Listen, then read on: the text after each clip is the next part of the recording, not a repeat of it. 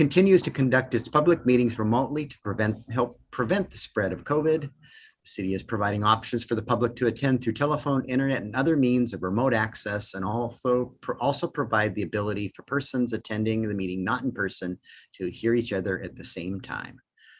And if you have not tracking, the COVID numbers are dropping like crazy. We're down to, I want to say it was 460 or something like that today. And just a few weeks ago, we were at 1,400. So I think we're going to talk next week about start having people once a week back in the office next month. And so things are changing rapidly. So back to our meeting though, please join me in the Pledge of Allegiance. I pledge allegiance to the flag of the United States of America and to the republic for which it stands, one nation, under God, indivisible, with liberty and justice for all. All right, the first half of the meeting is the Nick Bond Show. So Nick has the first three items, starting with the Comprehensive Plan Amendment docket. Mr. Bond. Thank you and good evening. Tonight, I wanted to run down the 2022 Comprehensive Plan Update docket. Every year, the city advertises to the public, letting the public know that the window for submitting an application to amend the comprehensive plan is open. In this year, we did not receive any applications from the public to amend the comprehensive plan, but we did file city-initiated amendments that are relatively straightforward, and I'm hoping this item will go pretty quickly. The first item is we are amending the capital facilities element to adopt the 2020 amendment to the water system plan. And you should have this fresh in your memory from last week because Mark brought this forward to do the Department of Health mandated adoption. And then we are adding it to the comprehensive plan as well. So this would just take that extra step of putting it in the comprehensive plan. Likewise, you recently saw the parks plan, and we are also going to adopt that by reference into the comprehensive plan, and that will allow us then to adjust our park impact fees in accordance with the recommendations of the parks plan. And then finally, every year we adjust our transportation improvement program, and there is a draft 6 and 20-year tip that highlights the items that are proposed for revision. This is still a preliminary 6 and 20-year tip, and it may get refined between now and when the Planning Commission would be taking action on it. And so the intent here is just to bring forward this docket so that the City Council can actually adopt the comprehensive plan docket, which then refers these items to the Planning Commission for their study, review, public hearing, and recommendation. And then it would come back to you likely in May or June of this year if everything goes well. Are there any questions? I got a question, Nick. What's the significance of the green and yellow highlighting? Is it because they're active projects, or why is Blueberry Phase 1A green and Phase 1B yellow? I think the blue, Chris Hammer developed this. I think one of them is revisions and one of them is additions. So if it's green, I think it's being added as a new standalone project, or it's being broken out of another project like project 1.8. But I'm not 100% sure on that. Okay. So, Nick, go ahead. Oh, when will these documents be on the website? I know you said that they were preliminary and draft, but some people were interested, for example, in the 6-year tip, which has traditionally not been on the website. Yeah, so once the docket is, once you guys say that this looks good, we're going to put documents on the website and type up an explanation and work with Janine to amend the website. I just wanted to make sure that everyone was comfortable with these sort of being the proposed docket to go forward. And then the public will be able to view this between now and when you actually vote on it. Great, thank you. So when is a proposed action on this docket? Either next week or the first meeting of March. We've got a meeting scheduled with Public Works to go over the 6-year plan, and I would like to get that a little bit more ironed out before we put it on the website. We won't be taking action next week. I can assure you that. Right.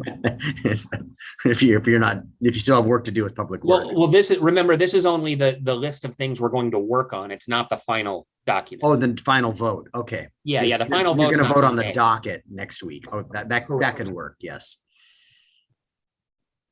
So why the 2039 end date?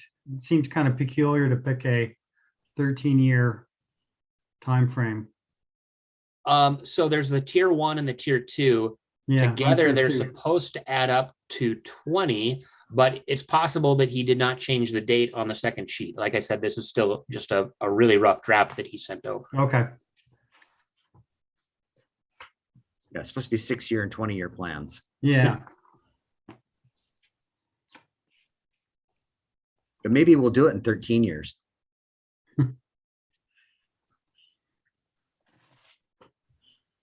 Is everybody comfortable with this being the docket? We're going to publish that as the docket, and then you still have to vote to approve the docket, and then we have a body of work we do to approve the comprehensive plan amendment.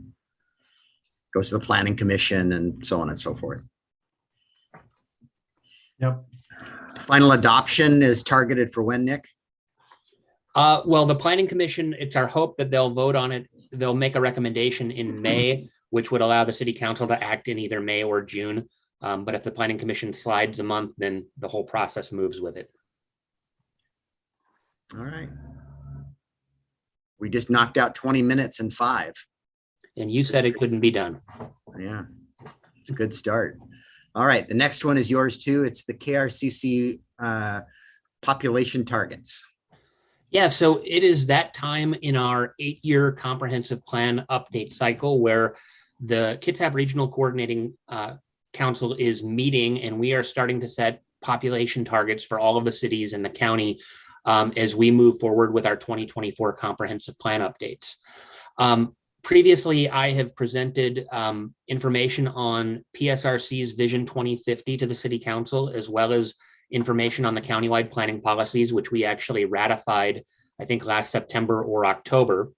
And once again, we're going to be amending the countywide planning policies to adopt the new 2020 to 2044 population and employment growth targets. There are a couple of things that are guiding the target setting process. Most importantly is Vision 2050, which includes a regional growth strategy. And I've included a graph directly out of Vision 2040 for population. And all the cities and the unincorporated urban counties, as well as rural areas, are all broken down by these categories, what are called regional geographies, as well as by county. And so for Kitsap County, 34% of growth is being directed to Bremerton, which is our metro city, as well as Bremerton's urban growth area. 16% is being directed to core cities, which in Kitsap County is only the Silverdale area.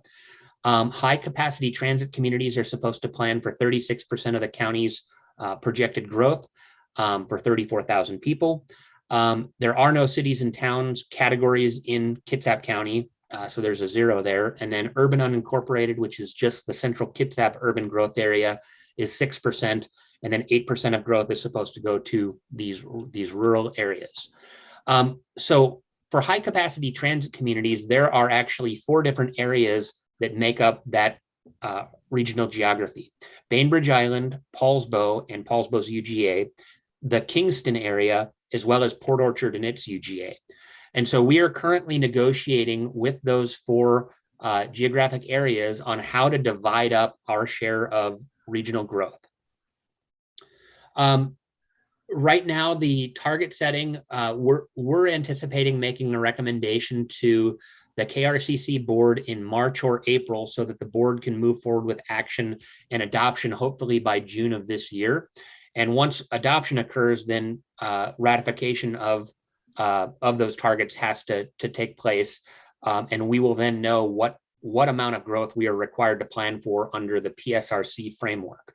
There's still the issue of actually doing forecasting through the Office of Financial Management, which is a separate process. But ideally, the OFM forecast and the PSRC target setting are going to be pretty closely aligned. So the high capacity transit communities got together about a week and a half ago, and we started throwing around numbers in terms of where we're at. And Port Orchard had previously discussed this at the Land Use Committee, and I think we reported on it during department reports at one of our meetings.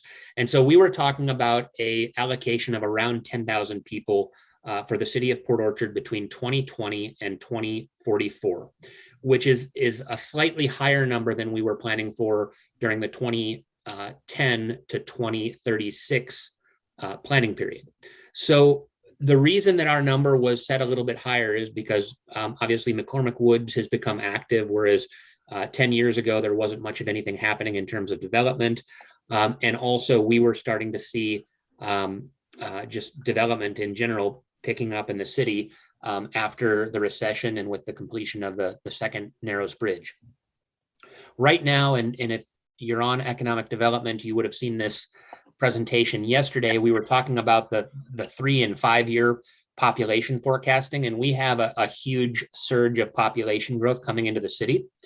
One of the concerns, and this happened to a number of cities during the last comprehensive plan update cycle, was that by the time they adopted their comprehensive plan in 2016, they had already exceeded their 20-year growth period. And so Gig Harbor grew too fast, Maple Valley grew too fast, and a handful of other cities ended up getting conditionally certified or were not certified by PSRC, which affected their ability to apply for transportation funding.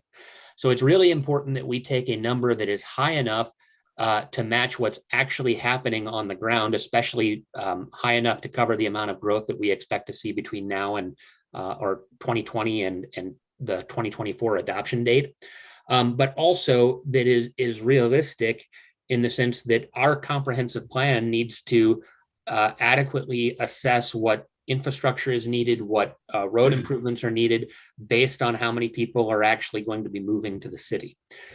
So in the table that I provided and what was discussed with the various cities, Port Orchard put forward a 10,000 to 14,000 person number. The 14,000 person number came because when I had talked to the Land Use Committee, I thought we were setting a 2024 to 44 number, when in actuality, we were setting a 2020 to 2044 number. And so the 4 years since the census was completed last year, through the comp plan adoption date weren't included in that number, and we're expecting around 4,000 or 5,000 people in that time frame.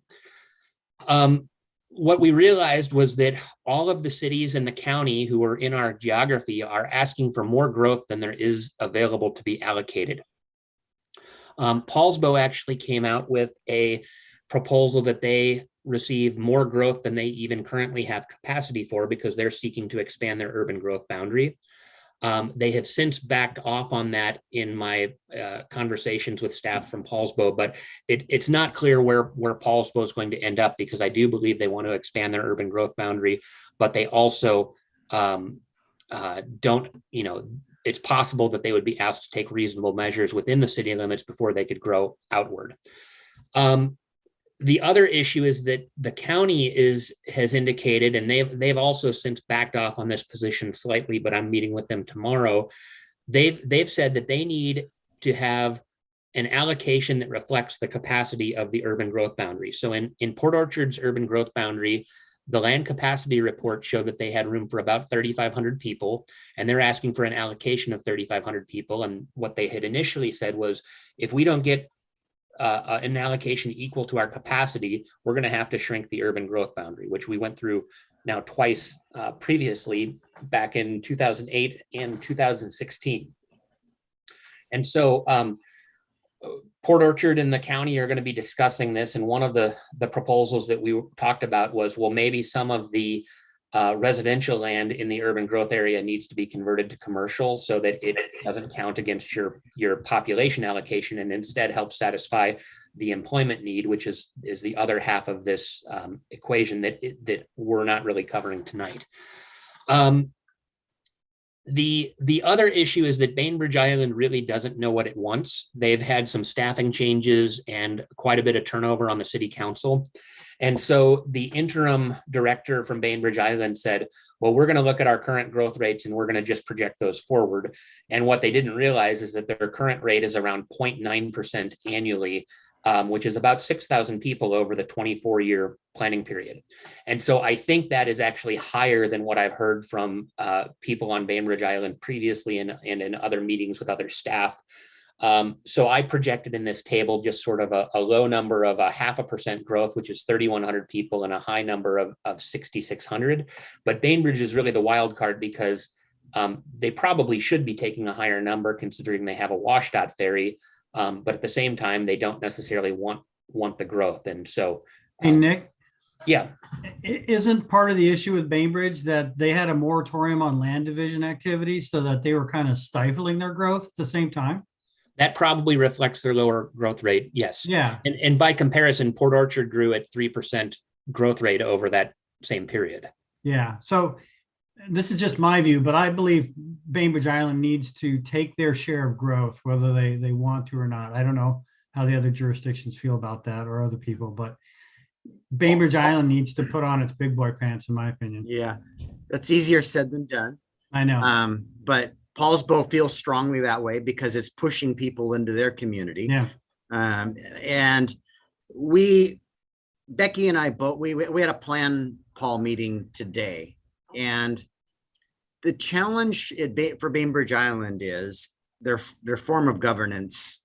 They have a city manager and they have a new mayor every year. Okay. And their representatives on all these policy boards, and their turnover on their council is tremendous. And so, well, Becky and I and Greg Wheeler have been around a little while and have been engaged in these processes. We had their person and their alternate were there today, and it was their first meeting. And I didn't mention names, but I knew from talking to Nick that their planning director and their city council aren't talking.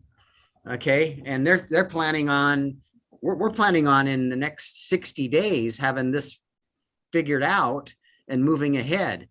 They're planning on 6 months to have an internal process. And so I brought up today at that meeting that, we're talking, where's everybody else in this process of talking to their city councils and making them aware of the allocation process? And I said, we're meeting tonight. And Paulsbo said, we're meeting next week on it. And Greg Wheeler said, we already had a meeting on it. And Bainbridge Island was quiet. So, it's not easy.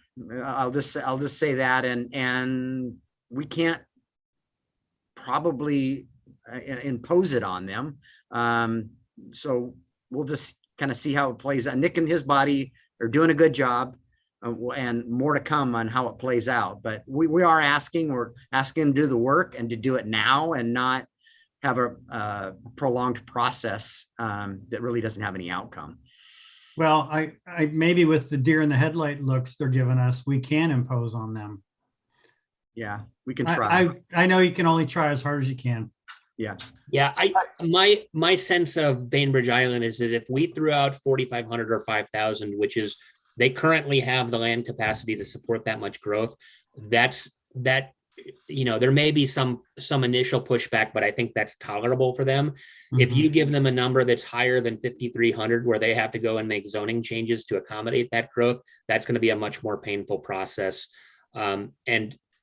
So that's, I think that's where they're going to end up. But I think to some extent, we are going to have to probably be a little bit firm with them and say, look, this is the number you're going to get unless you can give us a specific number that you would like instead, which is going to be hard given how many committee processes they have to go through to make a decision. Actually, I have a KRCC question. What if the 3 cities and the county representatives all decide to ratify an action? Is the 4th city even needed at that point? You're spot on. Yes, it only takes 3 out of the 4 cities to ratify the numbers. So if Bainbridge doesn't give us a number, they can be stuck with whatever is given to them, but that assumes that everybody else agrees. So here's the rub with that. We're a county governance body of all of the cities and the county. And when you play hardball with people, sometimes we have situations like Bremerton a while back where they pulled out and they were gone. And to have, one of the cities in your county not at the table and not representative is not a good situation. It doesn't look good for us, and we're not, so yes, we can push, but I don't think we want to stuff anything down anybody's throat if we can avoid it. So, Brandy, do I have permission to share my screen? I wanted to, we've been given a target setting dashboard. It's an Excel spreadsheet where you can plug in numbers relative to the allocation for our geography and see how it balances. So I have been playing with this dashboard, and I'll give you the rundown of how this is set up. So the high capacity transit communities are listed on in this column on the left. I have filled in I've thrown out numbers that everything adds up to the 24,368 that we have to plan for. And this 24,000 number, if you remember the Vision 2050 document, it said 33,000, but that's because that was a 2017 to 2050 number. And so we've had to extrapolate what that number amounts to for this shorter period of time. So these 4 areas, including the UGAs associated with Port Orchard and Paulsbo, are dividing up 24,368 people. Over on this red column on the right side, this is our current land capacity from the 2020 Buildable Lands report. And it shows the land capacity for all of these cities. And so I mentioned that Bainbridge Island has capacity for 5,300. Kingston's at 2,791, Port Orchard's around 16,000, and down the list. And so if Paulsbo were to take a lesser number than the maximum that they initially suggested for justifying an urban growth area expansion, and if Bainbridge Island were around 4,000 and Port Orchard took 9,200, that's less than we initially asked for, but I think it's still a high enough number that we're not going to get in trouble with PSRC for growing too fast over the near term. And so these are numbers that feel about right to me. And I think that Paulsbo could go down a little bit to match their capacity. Bainbridge Island could go up a little bit. And Port Orchard, I think we're fairly flexible as long as we are higher than about 8,500 or 9,000, I think is absolutely the floor for what we need to be planning for. And so I wanted to run these by you because I'm meeting with my colleagues and trying to come up with recommendations to KRCC. And I'm just gut checking this with you to make sure that it feels right. I know I outlined some alternatives in my staff report, and some of the more aggressive growth scenarios, which I think are certainly possible, are considerably higher than this 9,200 number. But this is still a higher number than what we had to plan for during our last 20-year period, and it feels acceptable to me. If Bainbridge Island came back and wanted a lower number, I think we could happily take any of Bainbridge's allocation. Kingston here is set a little bit higher than what they have capacity for, but they're also now designated as a countywide center.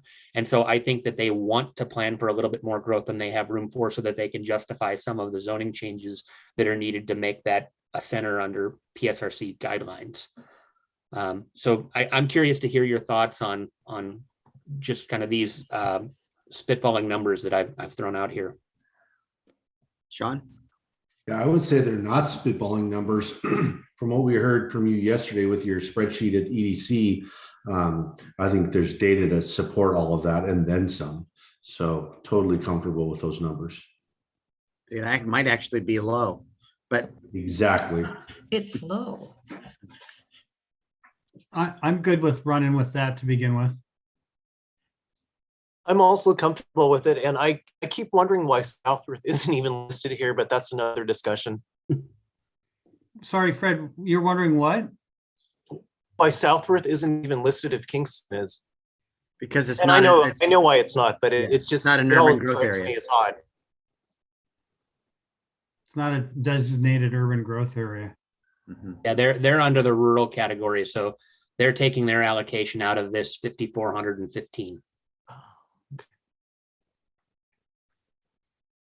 So it sounds like this is workable and I'm on the right track, and I'm sure these numbers will move a little bit, but I'm just trying to feel this out and make sure that the mayor is your KRCC representative and Jay is his alternate, have some direction that's supported by the whole council as we have these negotiations. And when we get to the full board, it's Jay and I both there. Yeah, Take no my support. prisoners. It seems low. We can certainly push for a higher number if we think that's necessary. You know, the thing about the comp plan is you, at least under the law right now, you update it every 8 years. And by the time our next update comes around, I suspect we will be in the same geography as Silverdale. And so we'll be a core city and we're going to be in a totally different planning framework. But yeah, I think that you know, my gut tells me 12,000 is probably closer to the mark for us. Nick, is there a penalty for overachieving or oversetting the goal here? It seemed like there was for going low, but for raising it up to 12,000, are we penalized for that? The only penalty is in the PSRC certification process. So it really depends on, I don't think there's a possibility of us exceeding our target by the time we submit for certification in 2024. I think that we can take a big chunk out of it in that time, but I think we'll still be compliant. But yeah, beyond that, there's no penalty. Nick, isn't part of the trickiness with this is that you have to then demonstrate how you're planning for that increased growth. And so, right. And I did ask the question of PSRC. I said, you know, I'm trying to make sure that we don't end up in this situation where we have conditional certification. And he said, as long as you're not planning for more growth than you've been allocated, you're not going to be in trouble. The cities who got in trouble, and I think Gig Harbor is one of the examples, because they were already exceeding their allocation, they planned for a higher number of growth than what was in the countywide planning policies. And so they were inconsistent with their countywide planning policies. But at the same time, you have to understand why Gig Harbor did that. And it's because they knew they were going to grow more than that. And they wanted to make sure that their plan was realistic. So I think as long as the number that we're planning for in our comp plan is the same as what's in the countywide planning policies, we're fine. We would only get in trouble if we actually chose to plan for a different number, and we would choose to plan for a different number if we grew by 8,000 people before 2024. And I think to add additional context, you look at the amount of growth that we're taking on versus the other cities. You know, we have the ability to slow things down if we ever needed to, and this encourages other cities to take on their fair share. So I wouldn't recommend that we go higher at this point because it just lets them off the hook. I agree. That makes sense. Yeah. And it obligates us to infrastructure and such. You can always slow things down. True. You're muted, Nick. I think I have clear direction, so thank you very much. And I think I'm on again. What's the next? You're on your McCormick Water CFC credit agreement. All right. So this agenda item is actually, there's going to be 3 total agreements, but only one of the agreements is totally drafted in a presentable form. McCormick Communities has approached the city and they are seeking a water CFC credit agreement. And if you remember, we amended that code last year to allow these sorts of credits. McCormick is proposing to build 5 water system improvements for the city at a total cost of around $11.8 million based on our adopted cost estimates. And they are seeking a credit against their CFC, and I think the credit amounts to around $6,000 per home that they build, that basically comes off of what they owe when they would pull a building permit. They've agreed to build all these plans within a 5-year time frame from the date that the CFC credit is adopted, and in fact, they've already gotten to a 60% design on the 680 zone reservoir, and so they're moving ahead with all of this stuff. And it's because at a staff level, we have generally an agreement, and the mayor has been involved in those discussions. But they are also, at the same time that they want this agreement adopted, they're also seeking to amend 2 existing development agreements to extend the term of their entitlements at McCormick West and McCormick Woods. So it's not making significant changes to the development. It's mainly a term extension, though we are cleaning up some of the vesting language because they do want to come in and comply with some of our current standards rather than being vested to the old county standards. So we are working through negotiations on these two development agreements, which are really the benefit to the developer. And in exchange, the city is getting the benefit of the developer building these 5 projects for us in exchange for these credits. And so we wanted to run the credit agreement by the city council and make sure there's no concerns with it, and to make sure you didn't have any questions. At this time, we're probably looking at April on adoption or possible adoption of the credit agreement with the 2 development agreements all on the same meeting agenda. They would be separate action items, but each one references the other as being part of this valuable consideration package. Just point of clarification. You said 680 zone. It's a 660 zone reservoir that they're building, and the maximum they can get is what the value that was put on our capital facilities plan. And I've already had conversations with a representative from there, whining a little bit that this infrastructure is costing quite a bit more than that.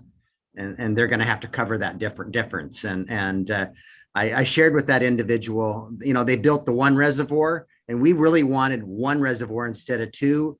And they fought us tooth and nail on that. And now they have buyer's remorse on that. They wish they would have built 1 big reservoir, because they could have done that for the cost that they're now going to pay for the second reservoir after paying for one for $2 million already. Right. And I think the agreement indicates that once you factor in their time value of money, they're paying closer to $14 million. And that's probably still going to go higher with the cost of construction continuing to rise. So we're giving an $11.8 million credit and getting at least 14 or so million dollars, assuming that their construction costs are certified at that amount. You have my total support. This is exactly why we went down this road, is to be able to leverage the opportunity for a developer to pay it. And if they perform, then they'll get credit. And if they don't, they won't. We simply don't have the staff capacity to pull off all these projects in the timeline they need. And this a win for everybody. Yeah, this is a 5-year term on this, right? In 5 years, they'll have these taken care of. Yeah, it's 5 years to build the projects, but they'll receive the credit for a longer period of time. I think they get a full 20 years to be paid back on the credit side of things. Okay, but there's no way in heck the city is capable of building this out in time for their development, correct? Correct. Yeah, absolutely. And our costs would be way higher. Yeah. Yes. And go ahead, Nick. Oh, I was going to say if they don't build out their entire development in 20 years, that credit goes away. So I think that, combined with the risk that the costs are going to greatly exceed what's in this agreement, puts the city in a really good position. Yeah. And remember, these credits are only coming from the lots that they're creating. So there's really not much, there really isn't a downside to the city. We're getting tremendous value. They're taking all the risk, and they need to perform to be able to get their money back. Are there any pitfalls in this deal that anybody can see? Well, go ahead, Nick. The one big one is that well 12 is part of this. And well 12 is the only one that they potentially have more than 5 years to complete. And that's because it's subject to the Foster pilot program. So if for some reason we can't get the water rights for well 12, it's possible that project doesn't come online in the time that it's needed, but they're also not going to get more credit. They're not going to get the credit for well 12 until it's completed. So it's not like we're going to pay for something that we don't get, but there's a chance that something happens with well 12 and Foster that requires us to revisit this or, come up with an alternative solution. one of the improvements you see here too is the intertie on the backside coming down Glenwood that ties our two systems together. So it gives us another source of water. If this well takes longer than we anticipate, we can bring water from the other side of the city. Yeah, it also allows us to potentially, if we ever had to, get water from the West Sound Utility District or bring in water from the other Bremerton emergency intertie that we have. So it gives us more options for bringing water to all parts of the city. Makes perfect sense to me.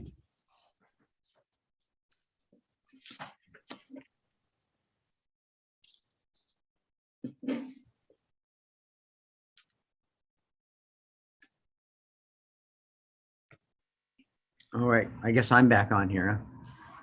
I was waiting for Nick to talk some more, but he wasn't. All right, so we're done with this one. No more questions? All right, now we're going to talk. Noah's going to talk about budget amendments. Thank you, Mayor. So I sent out a staff report, which I'm preparing for the budget amendment for next week. And in that staff report, I identified the budget amendments that we're proposing by fund in order. So I'm just going to briefly go through them. Most of them, I would say, are housekeeping type amendments, but let's just walk through them real quick. So the first one is for our general fund, our current expense fund 001. And I identified the changes to this fund by A, B, C, D. And so I'm just going to kind of walk through these. So the first one is we're going to propose a transfers out of our general fund to our street operations fund in the amount of $239,000. And I'm going to pause on this one because this one is also tied to our amendment for Fund 304. And for those that were here during the mid-year review, council members, when we originally set our budget for the biennium, we had originally funded some of our street operations and preservation work using from our capital fund, which is Fund 304. And so we had budgeted some transfers to move from Fund 304 to 002 during the biennium. During the mid-year review, we looked at the health of the funds and the health of the general fund, and we thought it made more sense to unbudget those transfers and instead budget money coming from the general fund to the street operations fund. By doing that, allowed us to keep more money in our street capital projects fund and add that amount back into the street operations fund. So this proposal here is for the second fiscal year, 2022, as we did not do that in the mid-year. We only took care of 2021. I think we talked about it holistically and said it made sense to do it for both years, but I think either I missed it or we were going to wait and see how the fiscal year turned out.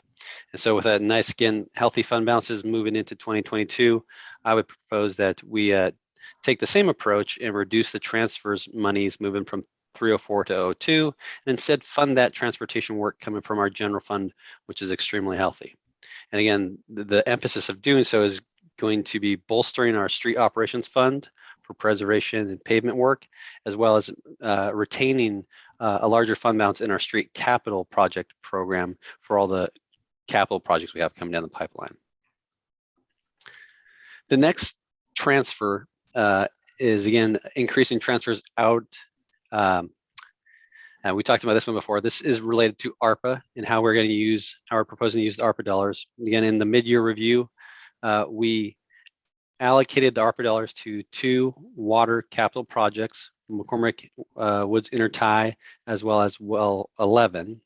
Recently, we have learned that the Marina Pump Station is coming in higher than we expected. It was a $13 million project. Now we think it's more of a $15 million project. So to solve that funding gap, we are proposing to unbudget those water projects that haven't started yet, and instead rededicate that money for the Marina Pump Station as a significant project, and to use those monies then for Marina. So you'll see part of the amendment is coming from 001 to transfer to the 433 fund. And then you'll see later on in this presentation, I'm unbudgeting the transfers that would have come from the general fund to the water for the capital projects and just kind of truing up those transactions. No, real quick, I'll just jump in on that last note. We talked about this at the Finance Committee tonight, and the Finance Committee was unanimous in the support for that change. So just as we go down this list of things we talked about at Finance, I'll try to interject just to kind of keep things succinct. Thank you, Sean. So again, the resulting impact is a reduction in our projected 2022 ending fund balance, and you can see all the financial impacts in the tables within that staff report. Again, this is how I presented in the past because it seemed like the council liked to see it this way.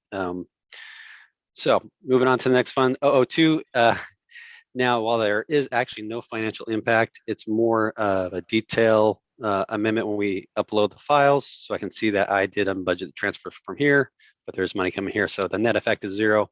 It's more in there for information, again, tying and demonstrating transparency about as far as what are we proposing and how we're handling our street operations fund as well as street capital fund. Fund 103 is our criminal justice fund. And recently the police department has identified some needs for some safety equipment, some helmets. And so in discussing with the chief, originally I was thinking that he should go ahead and use his general fund expenditure to make that purchase. But upon reflection, again, looking at the health of that fund, it makes more sense to use our 103 fund. Currently, our criminal justice fund has a fund balance of roughly $600,000, and that's a perfectly legit and eligible expense coming from those dedicated special revenues. So rather than rely upon our general fund to purchase these safety equipment, we're using the criminal justice fund to help the police department. And once again, the finance committee was unanimous in the support of that change. How many helmets are there for $60,000? Chief, that's a question for you. That's a lot of money. Yeah, if the chief hops on here, I'll probably have a better answer. Yeah, we're not buying $600,000 worth of helmets. We could probably 50,000. Sorry.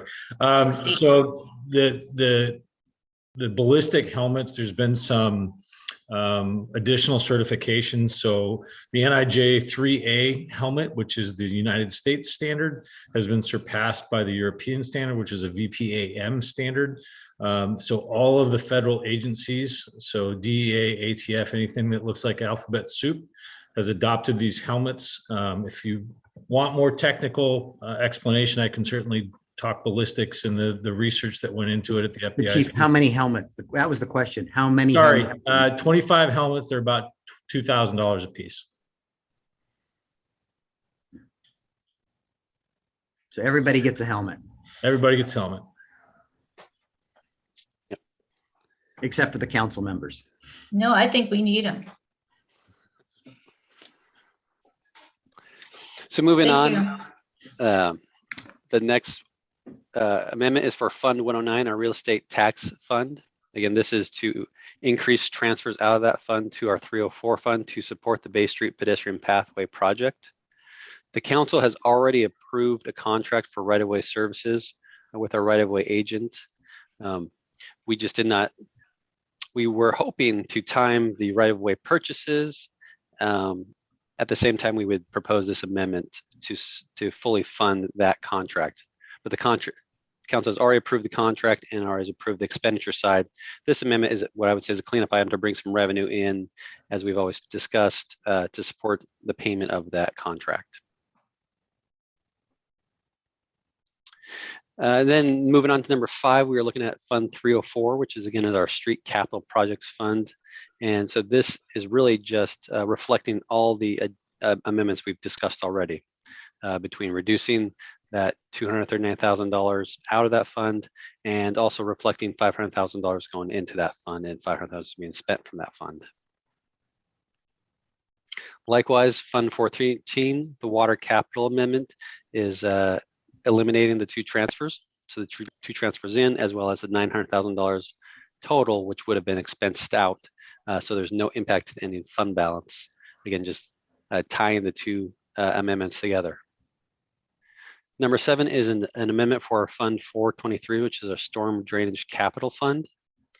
This work was already performed for the city. There was an appraisal on some storm property this city is looking at purchasing.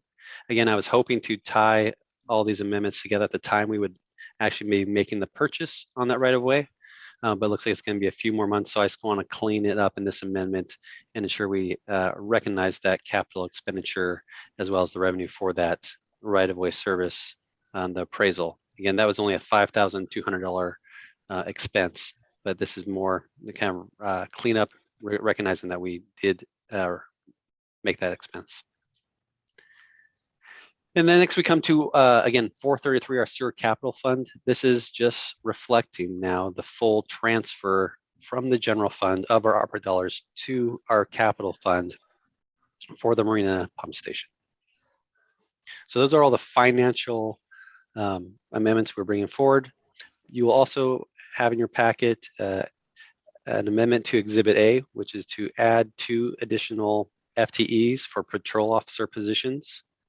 Again, the intent of this was to allow police department flexibility in their FTE count as they're trying to recruit and hire new people while they have people retiring out.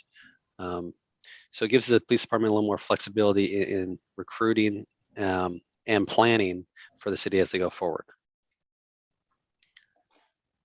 So I'm gonna pause right there, see if there's any questions on those. And then there's one other amendment that I'm gonna ask the mayor to discuss that I did not put on this staff report. Just one more global statement that the Finance Committee has touched a lot of these items more than once and are fully supportive of all of these amendments. Questions on these amendments, and then I'll jump into the one that's not on the agenda because it was just talked about at finance this evening. So what we talked about this evening is we're really at capacity in the Public Works Department, and recently we had a little scare with an employee's spouse getting in an accident, and we thought this employee was going to be out an extended period of time caring for his spouse, and things have gotten better on that front. But it really kind of woke me up to that it would have tipped the card over in Public Works had we lost this key employee for 4 or 5 months. And so we're proposing and currently to hire an inspector position, really is what we're going to, I think it's called. And what we've got so many capital projects. We have so much development going on. Currently, Darren over in the Public Works Department conducts our inspect. He's supposed to be doing 50% of his time in the inspections and 50% of his time doing uploading all of the plans that and from development that are coming in, putting me into our GIS database, so that when we have problems with things, we know where they're at and what's in the ground. That work is just not getting done currently.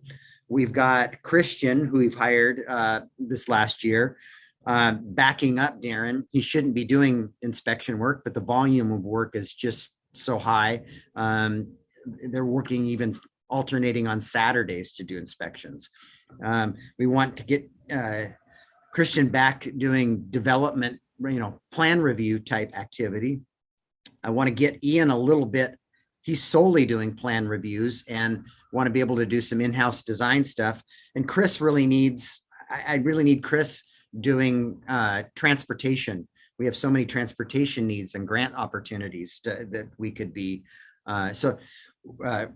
executing on. So this person is going to take a little bit off a number of people's plates, give us a bit of a bench, and we just have the workflow, the volume of work to support having this position, I think, for a number of years. So this also was talked about at the Finance Committee, and Sean can speak to that. Yeah, thank you, Mayor. Great. Exactly. We absolutely talked about this tonight. And one thing that Mayor failed to talk about tonight is just because of this volume, we have the revenue to support this. We have to flex up our services to be able to provide, the services that we're committing to all these projects. And so we were unanimous in supporting this. If 5, 4, 3 years from now things change, then we can deal with it at that time. But right now, with what we've committed to our constituents and developers, we need to be able to provide the human resources necessary to get this done. And so the Finance Committee is unanimous in supporting this change. And while this is a new position to us and it would be paid similar to an entry-level engineering position, the county currently has 2 of these positions posted.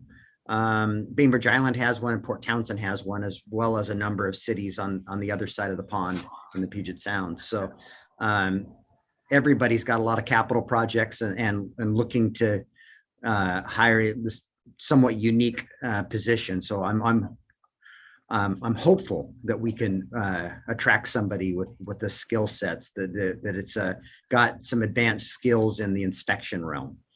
So Councilmember Lucarelli. So is this position actually just called an inspector? You know, And what is the salary being proposed? I touched on that. It commensurate to an entry-level engineer, but this person would have knowledge and experience in the inspection realm. Debbie, what were we calling this position? Project coordinator / inspector. There we go. Project coordinator, inspector.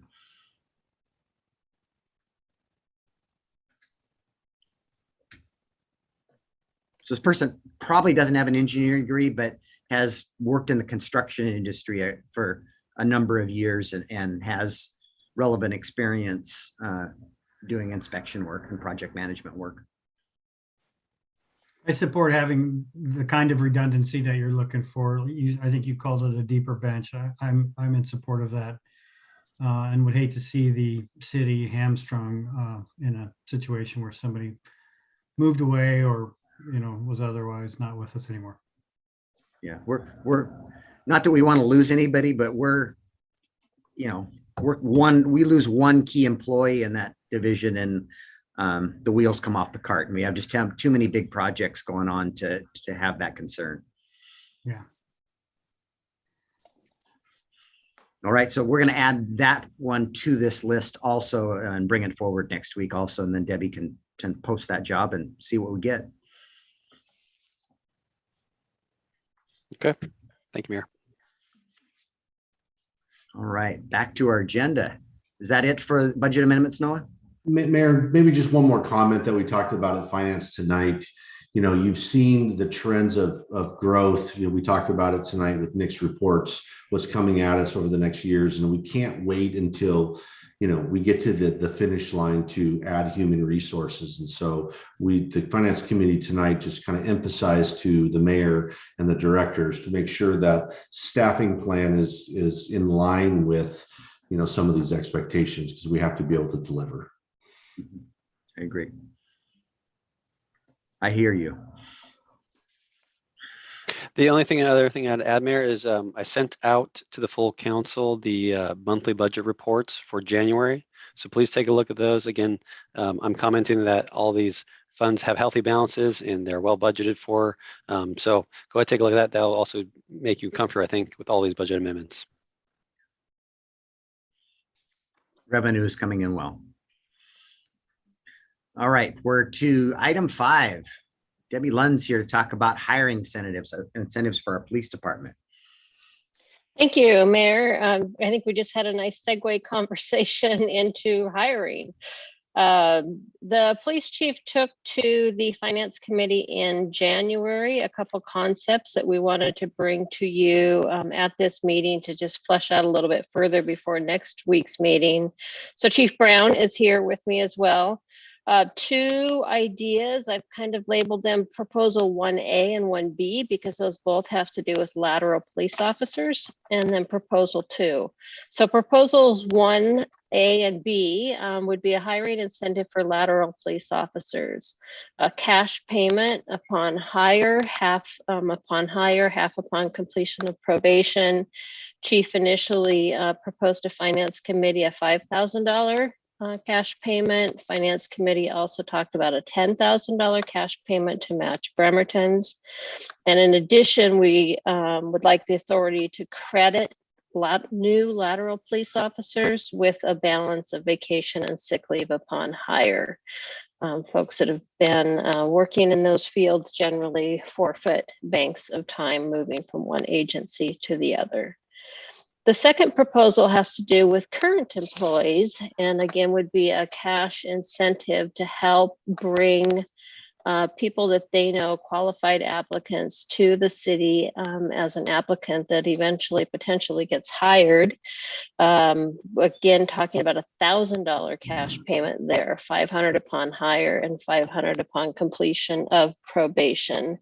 Folks like myself and Elizabeth who work in human resources would not be eligible for these payments, nor would anybody in the hiring chain of command, the decision makers in that process. But other people who know of counterparts working in other agencies, peers in other agencies, can help to lure them to the city of Port Orchard. That would help immensely, especially right now with this low applicant pool we're seeing. Port Orchard's been very fortunate, but it's definitely a different world to recruit in right now. So happy to answer questions. Chief Brown is here as well, and just looking for some direction on these two programs and some dollar amounts. Councilmember Cacciardi. So this came to the finance committee I think it was last month, may have been last month. And when Chief brought it to us, actually, these incentive amounts were quite a bit lower. And one of the concerns that I brought up, that we're not being competitive. If we want to find the best, we have to be in a position to be the best. And I've reflected on this over the last month, and I want to double down on this actually. You know, if you look at where we've tried to be at a staffing level with our police department over the last, 6 years that I've been on council, we've never been there. We've never been fully staffed. And that's probably my number one concern. And so even at the 10,000, if we start at proposal one, the $10,000, it only gets us to be competitive with neighboring jurisdictions. I would recommend that we actually exceed that once again and become, the highest level of incentive. And I think the same could be said for, option B. Let's make sure that we're above our competition as we move down to proposal 2, which I'm all in favor of. I frankly don't think $1,000 is enough to motivate people to think about this. I would offer up a $5,000 incentive. Again, you look at what it costs. That's an incentive to our employees for finding somebody. Exactly what it is. Exactly. And so I would like to further incent them so we can actually finally become fully staffed in our police department. Right. I think the difference between $1,000 or $5,000 is just almost de minimis to when you compare it against the importance of us being fully staffed. As we look at what's happened over the last year with, legislation and the concern with public safety, we have got to reach, fully staffing levels. And so for me, I'd like to double down on this and make sure that our incentives are high enough where it actually motivates people to get this done. We have saved so much money by being understaffed, and it's time for us to have a one-time expense to get fully staffed. I'm fully supportive of it. So I think I hear what you're saying. And I think that the lateral, we're par with everybody else. I think we're leading. I don't know if anybody else is paying their employees $1,000. Transit's doing $300 or $400 to attract bus drivers. Right. My point is, it's not working for us, right? It's like and so why are we having this conversation? I don't want to be at par with somebody. I think we need to overdo it until we get. This is a strategy to get fully staffed, right? It's finite. It's a small amount of money in the grand scheme of things. And so let's actually give our chief a tool to go out and be successful. And I think this is a no-brainer investment to bring our police, staff up to where it needs to be. It's been too long of us being short-staffed. Okay. Councilmember Diener. So I'd be willing to look at the hiring incentive under 1A and make us more competitive than the others and in line with Bremerton. I think in the long-term scheme of things, that $10,000 hiring incentive is worth it if it's going to keep somebody, get somebody first interested and then keep them here. I'm not so sure about, so I had a question about initiative 2. That says for any hard to fill position, is that citywide? Mm-hmm. Yes. It's proposed to be citywide. Yeah. Engineering position, a planner. Sure. Okay. And so I'm okay with 1,000. And if we wanted to even look at maybe a little higher, I'm okay with that. I think you're going to look just as hard for somebody or see an opportunity with somebody for $1,000 as you are for a couple $1,000. But I'd like us. I think 5,000 is just too much for that kind of. So do you have a number? Sean was proposing doubling down at 20,000 for the hiring incentive. Do you have a number for the? I think I went 15. I didn't double down to 20. I said, okay, I'm going to double down and rehash this. I went to 15 to outpace our competition on proposal 1. Okay. Well, I personally think 10,000 would be good. I mean, I don't have any ill will against Bremerton, but I think Port Orchard is a better place to live and work. So I think $10,000 is not a differentiator because they're already there. So what I'm saying is let's differentiate ourselves and surpass what Bremerton's doing to find the right talent. Okay, every month that goes by, not only do we have the savings, but just look at what it's costing our community for public safety. And I just think this is for a one-time expense is an absolute no-brainer. I think 10,000 eliminates most of the competition. So, okay, so we got 15 and 10. Let's hear for some others. Councilmember Rosapepe. I would, in this case, I'd lean toward the 15. I think we need to get fully staffed. Again, we're not looking at a tremendous number of positions. Correct me if I'm wrong, Chief, but I think we're looking at between 2 and 4 in the long-term scheme of things. I am a little bit leaning more toward Scott with the $1,000 recruitment as opposed to 5,000. That's my input on those, but I think we need to move forward and get started to get the right people on board and get them on quickly. Thank you. Okay, Councilmember Lucarelli. I'm sorry that I can't support what Sean is proposing. I think that seems like too large of a sum. I think there are huge differences between Bremerton and Port Orchard. I mean, I think part of the reason people aren't wanting these positions is because the legislative climate is so atrocious, and it needs to be cleaned up on that level first. I'm not sure that even $5,000 or $10,000 is going to make that big of a difference, or that they'll stay once they come. So I'm not convinced on that, and certainly I would not go higher than $1,000 proposal for the referral incentive. I just don't buy into that. Okay, Councilmember Shang.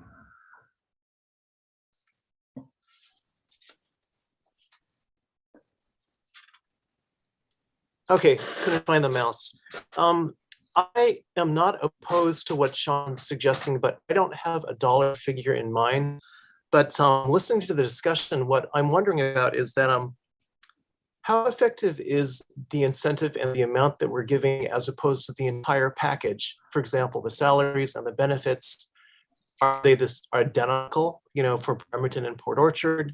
To me, if I were an applicant, I would go for a total picture. The incentive would certainly be one of them, but I don't know that it should be the only thing that we're looking at. I share the concern of certainly getting the police force as fully staffed as we can. I don't have a particular figure in mind, but I'm just not sure the incentive is going to do it all. Yeah. Your challenge with the wages and the benefit package is collective bargaining. Those are bargained with the entire union group, and I can't offer a different package to a new hire than what all of our police officers get.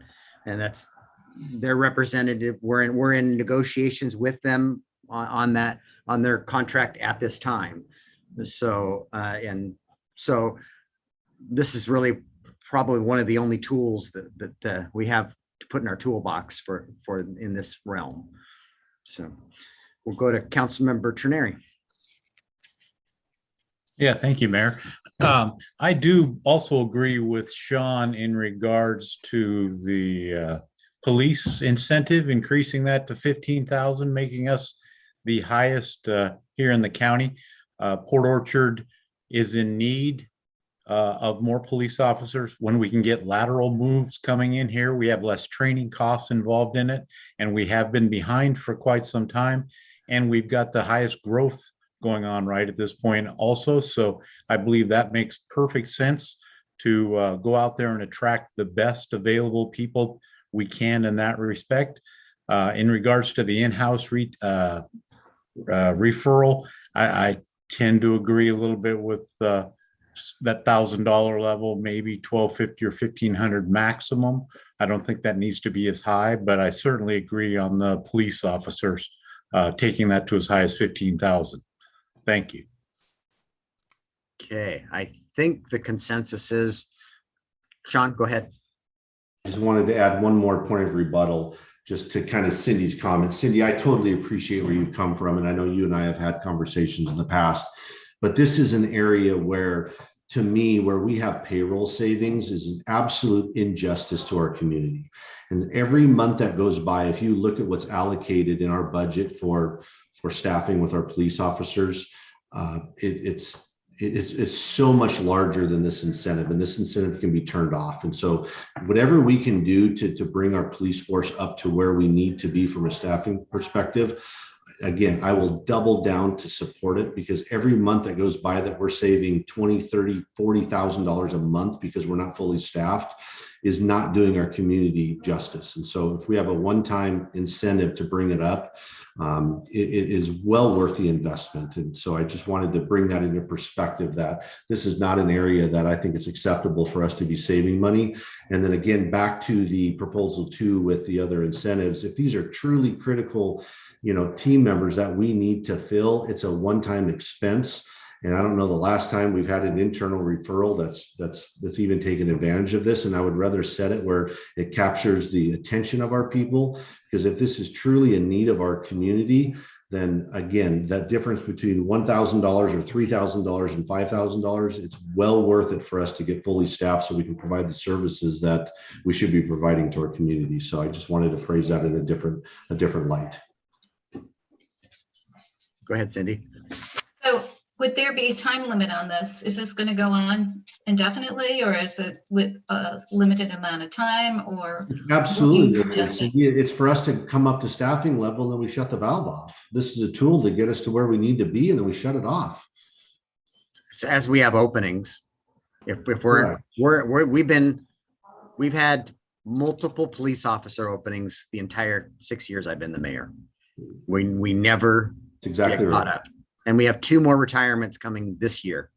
That's exactly right. So it's not about what we can't do, it's what we can try to do to fix this.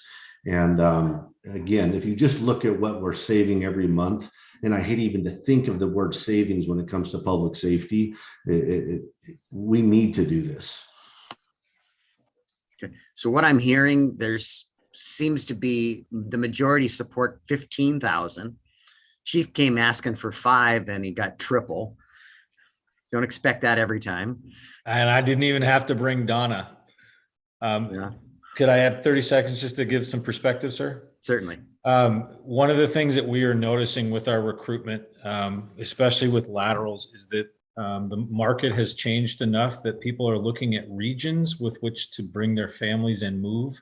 They're looking at departments second. So we have a number of people that I have spoken with. I just spoke with a really good lateral this morning that are looking to move to our area, and then they start comparing police departments. So certainly our hope is that we can create an asterisk by our department that they spend a little bit more time and come speak with us. So they see it on paper, say, hey, I'd like to go speak with Port Orchard, and then we can give our spiel, and that gets us in the door, but we have to be the most attractive. So I appreciate the council's support. So one nuance to this, at 15,000, is it a 50-50 split, or are we giving them 5,000 when they walk in the door and 10,000 when they complete probation, when they're worth something to us? That way, maybe if we hired the wrong person and they didn't make it through our probationary period, we've only put 5,000. 5 up front and 10 at the back end. Yes, that's what I was thinking also. Scott, you have another thought? Well, how long is the probationary period typically? Chief? It's 1 year. 1 year. Okay. I was thinking if it was 6 months, we could do 5, and then 5 again at 1 year, but yeah, 5 and then 10. Or could we do 5, 5, and 5 again at 18 months? No? That's- Okay, I think when they're a full-blown officer force, they earned it. all right, They 5 and earned- 10. Agreed. They earned it. Yeah. Jay? No, I was gonna just weigh in on that one. I would just go with the 5 and the 10, which you had admitted. One other thing is, in looking at the legislative report, I'm hoping that We're not going to get everything we want. the state is fixing some of the police issues that we've seen, that we've written about, that will help that climate. And that may encourage this. I don't think we need to put a sunset clause in it, because we can always revisit it as a council as things happen. But I do think we need to move forward. We're not going to offer it when we don't have openings. And Exactly. you brought up the legislative process here, and the use of force bill looks like it's going to pass, and we're going to have some better definitions there. The pursuits that has not gotten traction, and I don't see anything passing related to our ability to pursue unless you've committed a violent crime. So property crime, stealing a car, stealing goods. Mayor, did they carve out an exception for wrong way drivers, or is that bucketed in as well? That's traffic, other than DWI and violent crime are the two. Am I not correct, Chief? No, you're correct. And for the DUI piece, to answer directly to Councilmember Diener, just driving the wrong way on the freeway is not indicative of a DUI. Yeah, it's just the results are so much more horrific. Yeah. I 100% agree with you. So it's unfortunate. The missing middle legislation that we've been fighting hard on, that would have taken all of our single family dwellings zoning and turned it into duplexes and quads, died today. But no bill, there's a term called zombie bills. Sometimes they're not, they can bring things to life and all the way to the end. But as of today, that legislation was supposedly died. So, but I think it'll be back in the next session, and we'll have time to, not all of it's bad. It's, cities like us that have upzoned in targeted areas, we should get credit for the work we've done. But the folks that aren't doing anything, an island here in the county, maybe there needs to be some help from the legislature to implore them to do the things they're supposed to be doing. So what about, while we're on it, what about ADUs? Did we get out regulated on that? I think that happened last session. Okay. Nick, you're more up to speed on the ADU regulations than I am. Yeah, there was some revision to the ADU legislation last session, but I think there was also additional changes in the middle housing bill this time around that may, I think they were trying to get that bill died. Yeah. The missing middle legislation. That was Bill 1782. You know what? We're done way early, so maybe we will talk about the retreat. So let me pull up what I've got so far. So I talked a little bit about, I think we'll talk about all the spaghetti that's been thrown at me, but many of the things that Fred sent to me and Mark sent me a number of things today, they're more administrative, and I can speak to them, where we're at and why. But there are some policy directives. Sean submitted talking about our police staffing needs, and to look at it from a crime rate and not necessarily a population, not have a population drive our police staffing needs, and make sure we're offering appropriate incentives. Imagine that. So we might have tackled that part of it. Mark had similar policing staffing questions, growth questions, homelessness questions. Fred had that also. Councilmember Clausen has 3 issues, paving, and paving. And so that's on the list. We had a discussion tonight at Finance about utility taxes as a revenue source and where we're at in comparison to our neighbors. We've currently, not all of our citizens pay utility taxes because some of our citizens are served by Bremerton and West Sound Utility District. And the discussion was, from an equity standpoint, all of our citizens should be paying the same taxes. So we intend to bring that change forward, but there needs to be a bigger conversation about utility taxes and helping out potentially with some of our transportation needs, maybe. So we'll have a discussion about that. I think something I have on here, I think we're ready for a sales tax measure to tackle potentially Bethel. And I think we're also, I would hope, ready for a Parks and Recs levy. I don't think we should bring those together at the same time on a ballot. We need to have some discussion about that and pick which one is our most pressing need. Develop a plan, take that to the voters, and if we're successful, develop a plan for the other one and potentially talk to the voters. So and then I have us closing. So I have us starting with, I've got 2 of the directors have given me their, kind of work plans and what they're working on. Each one of them gave me an hour's worth of material that I need to pare down because you guys, I've got an hour allocated to everything going on in the city and not just one department. So and then closing with our priorities and setting priorities to drive the next budget process so that we can build up a budget that satisfies all of our needs to the best we can. Cindy? Yes, I would also like to add event obstacles and the priority of the city regarding events. Okay. Can you send me your requests in writing so that I can get them on the list? I will. And I'm also looking at improving communications, and I have some ideas for that. Yep, and I've got that from a couple of other people too. So perfect. So, and then Jay said he'd have something, but he's, for 3 meetings in a row, he's told me he'd have me something by the next day. So 2 meetings. Okay. All right.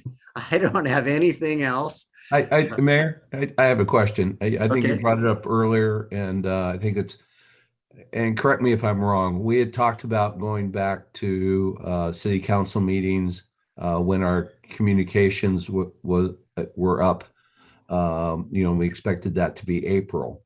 So currently, by the way we communicate, we're reaching more people by doing our webinar than we would be by meeting and having people come to the council chamber based on what we've seen before. So is it fair to say that, and I'm kind of asking this for discussion of the council, obviously, that it would be better to reach more people and continue with our webinar, and then when we have the hybrid method, start meeting in chambers? That's just throwing it out there and go from there, especially since the governor may allow meeting indoors here very quickly. Potentially without a mask, who knows? Right. But we had a meeting with the consultant in the last week or so, maybe it was 2 weeks ago. There was the consultant. So there's a company that we're buying it from, and then they've got their team that installs the equipment, and they were on site, confirming everything that's been ordered is the right stuff and it's going to work, and they're going to have all the parts and pieces. And we believe we're still on a path that gets us this equipment late in March, and potentially having a meeting in April with our hybrid equipment. We're going to have a retreat in person. It's a public meeting, the public can attend. The audio equipment won't be, we'll use a tape recorder also, because the Zoom cart, that's what we're gonna use for the video side of it, because we're gonna sitting in a work study style. It won't, the audio won't be ideal coming across on Zoom, and that's one of the challenges that we have. It's better than if you were sitting at the dais. Those microphones aren't picked up at all by the Zoom card. Right. And so we did it last year, and it was okay. The audio quality was okay. It's not great. And we, kind of need to make sure our heads we're speaking towards the microphone. And it's tough to do. We did that one work study in, you want to talk to the person that you're talking to and not to the microphone. The person might be to your left, but the microphone's to the right. And so if you're not projecting towards that microphone, it doesn't pick you up very well at all. But if we're mindful of that and talk to the microphone, we'll do better. So that's where we're at. And, we could meet in person, but Jay is correct in that we're reaching far more people utilizing this technology than the couple of people that have historically attended, council meeting in person. Anybody have any thoughts there? Just a reminder that our one, before the Delta variant broke out, we had the one meeting in person and we had one person attend. Mm-hmm.